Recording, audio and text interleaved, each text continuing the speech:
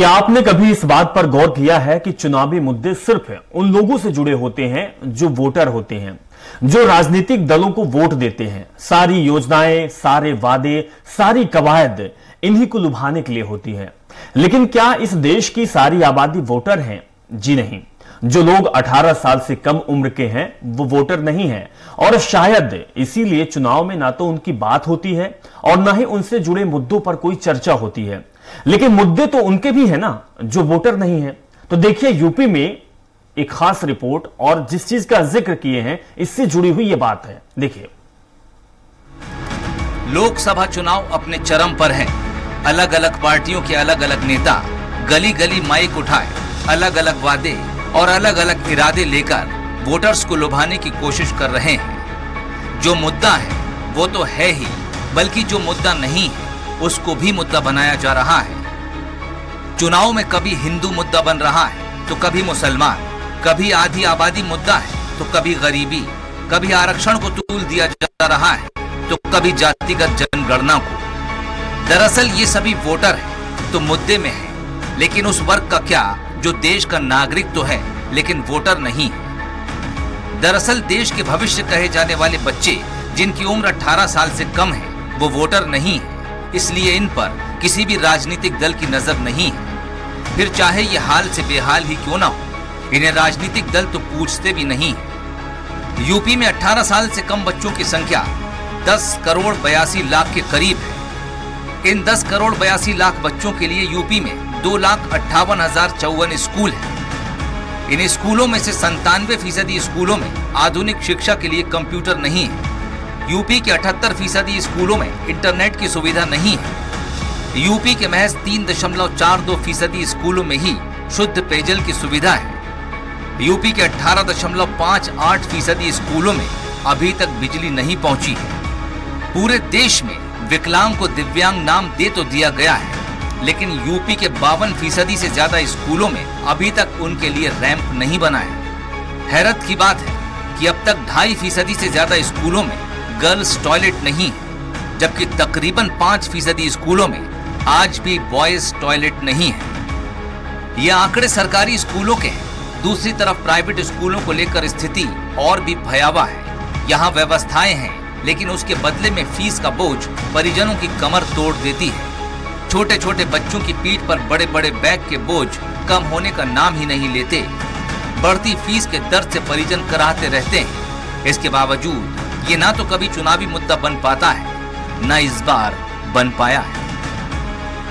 लोकसभा चुनाव को लेकर के राजनीतिक हलचल अपने उफान पे है। आरोप प्रत्यारोप का दौर शुरू हो चुका है। एक दूसरे दल पे तरह तरह के आरोप लगाए जा रहे हैं, उसके जवाब दिए जा रहे हैं, वादे किए जा रहे हैं। वादों के साथ साथ बहुत अच्छी सरकार बनाने का भी दावा भी किया जा रहा है। लेकिन असल में अगर देखा जाए तो बच्चों को लेकर के कोई भी दल बात करने के लिए तैयार नहीं है।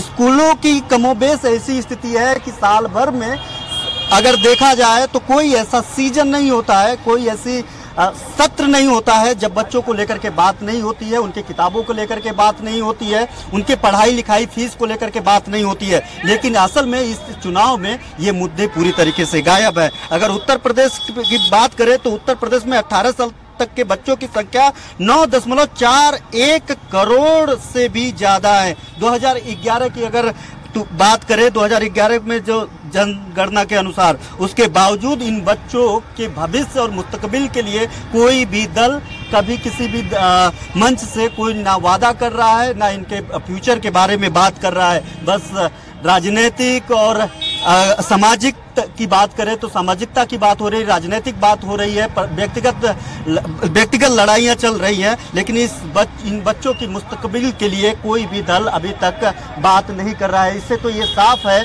कि इस बार ये बच्चे मुद्दा नहीं बन पाए हैं। हम इनसे बात करेंगे। अच्छा, आपकी उम्र क्या होगी? मेरी उम्र जी 21 साल है। 21 साल। वोट पहली बार देने जाएंगे? हाँ, मैं जाऊंगा देने। कहाँ वोट देने जाएंगे? मेरे नेटिव हाउस सीतापुर में। अच्छा, सीतापुर में जी। आपको पता है कि लोकसभा चुनाव चल रहा है, आप तो जाएंगे जी। आपको पता है कि सभी दल तमाम तरीके की वादा कर रहे हैं, तमाम तरीके की बातें कर रहे हैं, लेकिन युवाओं को लेकर के उनकी फीस बढ़ोतरी ना हो, उनके मुस्तकबिल के लिए, उनके नौकरी के लिए किताब कापियाँ इतनी महंगी हो रही है, इसके बारे में बात नहीं कर रहे, जबकि हर घर में 2-3 बच्चे। जी आपकी बात एकदम सही है। महंगाई तो बढ़ रही है और खासकर एजुकेशन पे तो ज़्यादा ही हो रही है। हर साल फीस बढ़ती है। मेरा भाई खुद है, वो 11th क्लास में पढ़ रहा है और पिछले साल के मुकाबले इस बार बढ़ी है। कॉपी किताबें भी महंगी हो रही हैं और ये आज का मुद्दा नहीं है। ये इतना देश बदला है, इतनी दुनिया बदली है, लेकिन आज तक एजुकेशन सिस्टम जैसा था वैसा ही है।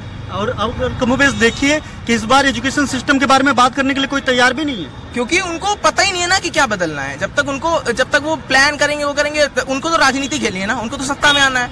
अब सत्ता में आने के लिए अगर पढ़ाई लिखाई की बात करेंगे तो नहीं हो पाएगा। जितनी भी जनता को, जब तक आप दिमाग उनका कहीं और नहीं हटाएंगे, अब आप अगर आप जनता को पढ़ा देंगे तो वो अच्छे चुनाव नहीं करेंगी, अच्छे लोगों का चुनाव नहीं करेंगी।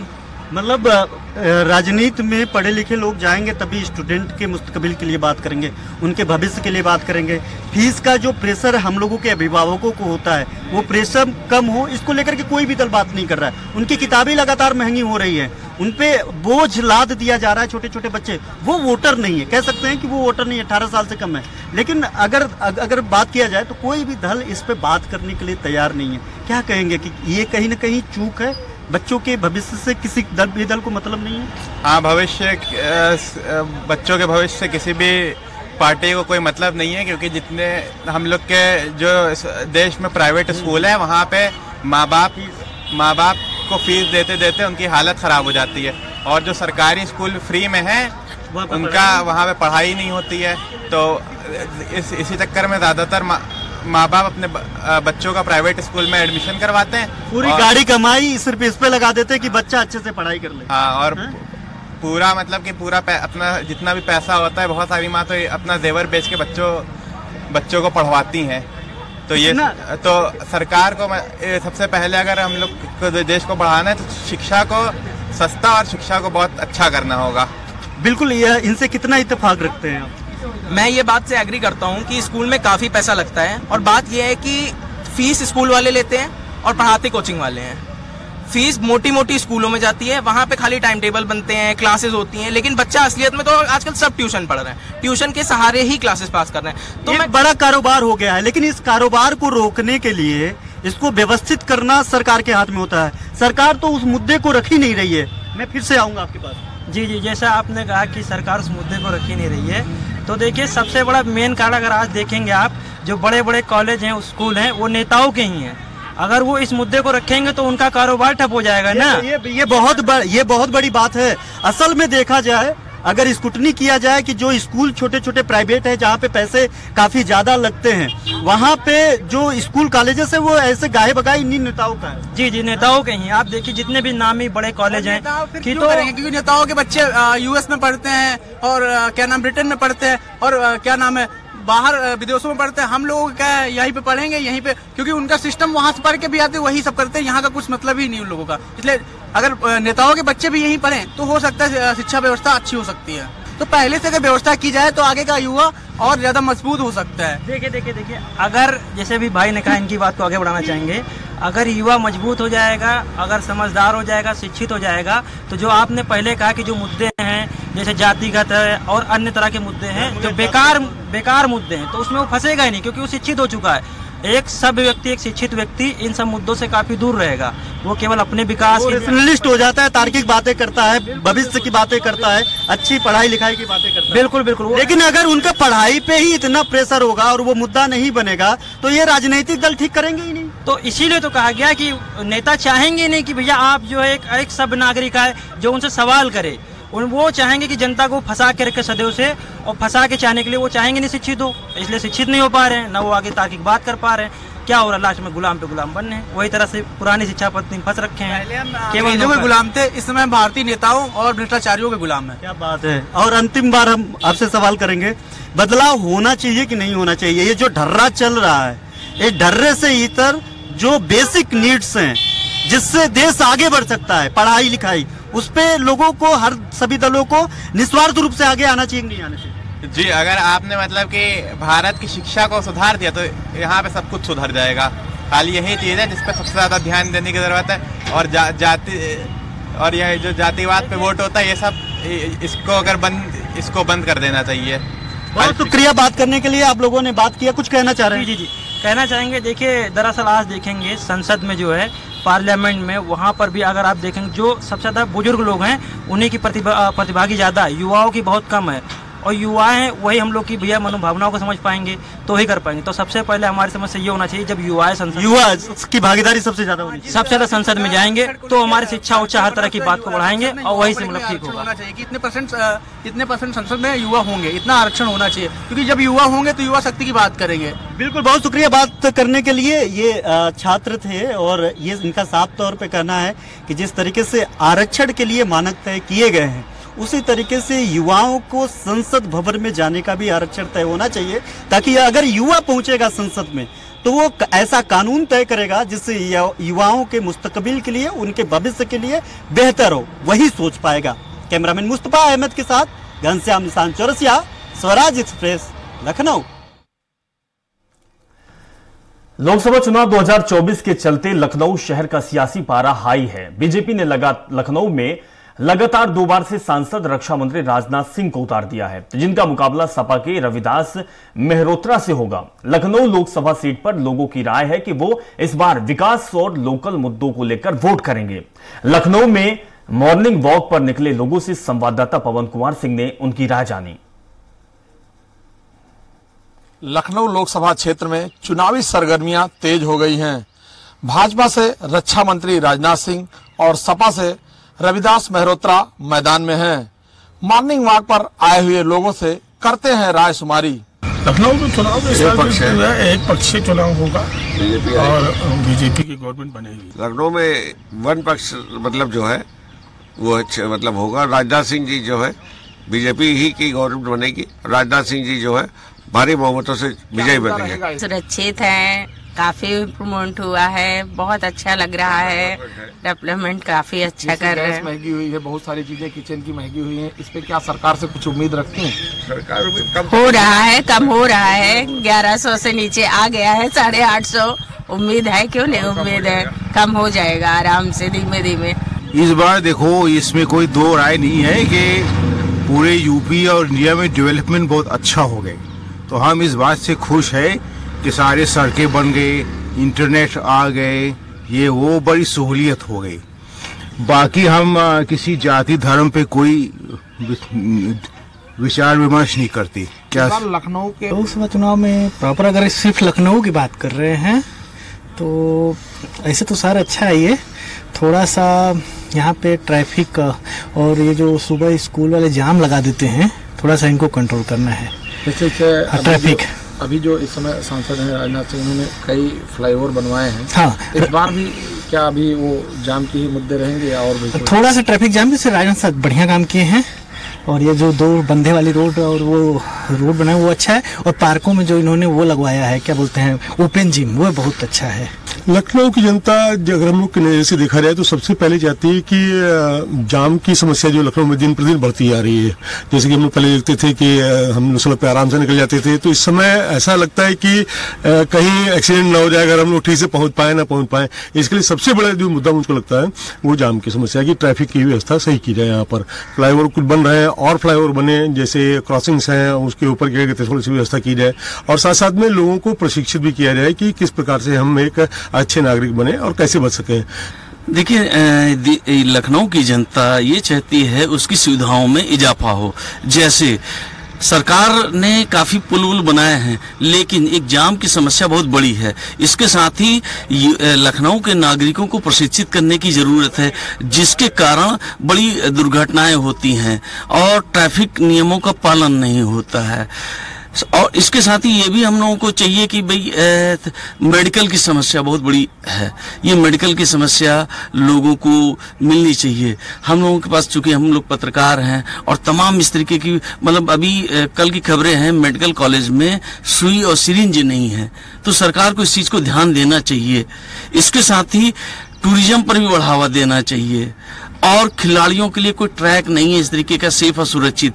तमाम दुर्घटनाएं, रेसिंग की जो बच्चे हैं, युवा हैं, रेसिंग की समस्याएं इतनी हैं, आए दिन उनकी जाने जाती है निर्दोष लोगों की। तो इस पर भी बराबर रोक लगनी चाहिए। सरकार ये करती है, कुछ दिन कोई घटना हो जाती है तो सतर्क रहती है, उसके बाद फिर वही रूटीन पे आ जाती है। तो इसको कंटिन्यूअस देखा जाना चाहिए।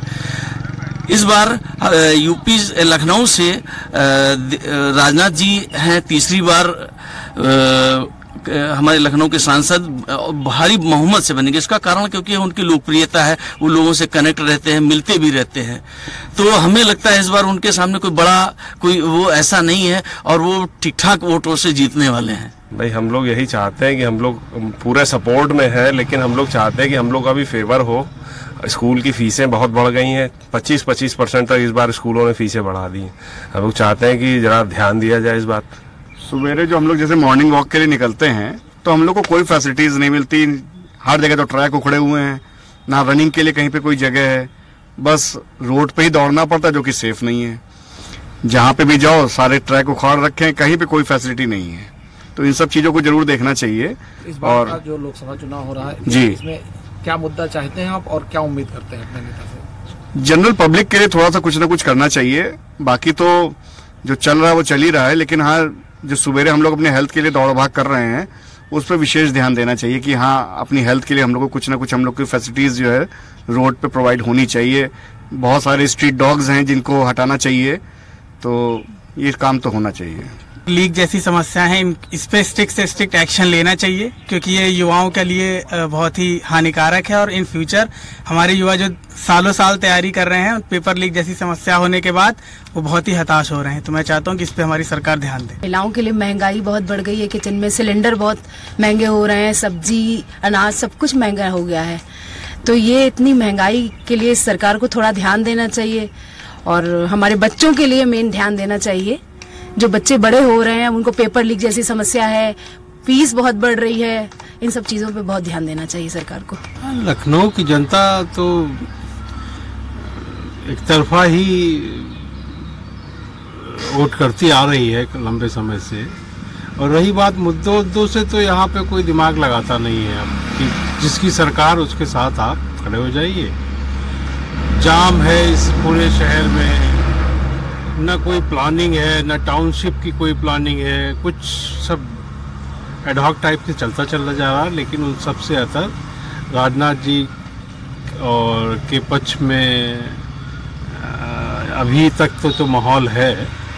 और रही बात जो विपक्ष का है, विपक्ष में कोई उनको चुनौती देता हुआ दिख नहीं रहा है। यहाँ उनके खिलाफ कोई विपक्ष है राजनाथ सिंह के खिलाफ, ये भी नहीं दिख रहा है। हालांकि रविदास मल्होत्रा चुनाव लड़ रहे हैं और बड़े लंबे समय से घोषित भी कर दिए गए थे, और आज तक के उनको कोई प्रचार करते हुए किसी ने देखा नहीं। देखिए, लखनऊ की जनता पिछले 40 साल से जो मुद्दे और जिस तरह का चुनाव देख रही है, इस चुनाव को भी वो ऐसे ही देख रही है और उन्हीं मुद्दों से देख रही है। लखनऊ उन शहरों में है जहां पे शहरी जीवन बहुत बेहतर हुआ है। सड़कें, स्वच्छता, सफाई, तमाम पैरामीटर पे अगर आप देखेंगे और जिस तरह से पॉपुलेशन बढ़ी है और जिस तरीके से लखनऊ का एक बहुत बड़ा हिस्सा अनऑर्गेनाइज्ड डेवलप्ड है, पतली गलियां हैं या कहीं पे पतली सड़कें हैं, तमाम तरीके की दुश्वारियां, इसके बावजूद लखनऊ पिछले 8-10 साल में बहुत बेहतर हुआ है। यहाँ के आबो हवा ठीक हुई है, यहाँ इलेक्ट्रिक व्हीकल के ज़्यादा आने से हवा में पोल्यूशन कम हुआ है। तमाम पैरामीटर पे अगर आप देखेंगे तो जो उत्तर प्रदेश की राजधानी का जो गौरव है लखनऊ का, उसको ये रिप्रेजेंट करता हुआ नजर आता है।